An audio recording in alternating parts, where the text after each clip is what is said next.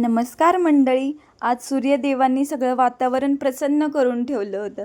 आज आमचं वेगळंच प्लॅनिंग होतं. तर आज ड्रायव्हिंग क्लासचं घाटातलं ट्रेनिंग होतं. तर आम्ही तिकडं गेलो.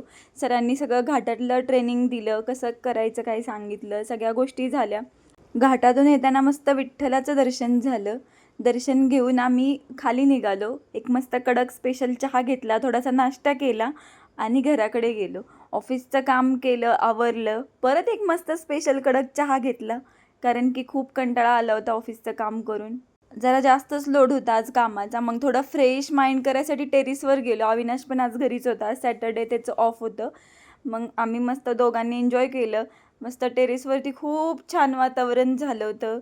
जेव्हा आपल्याला कामाचा खूप कंटाळा आलेला असतो ना, तेव्हा खरंच थोडंसं फ्रेश माइंड करायलासाठी बाहेरच्या वातावरणात जायला हवं. म्हणजे आपल्याला पण थोडं रिलॅक्स वाटतं. आपण पण माणूस आहे, आपल्याला पण कंटाळा येतो. दिवसभर काम करायचं इकडं तिकडं. मग थोडंसं रिलॅक्स आपण पण करू शकतो ना.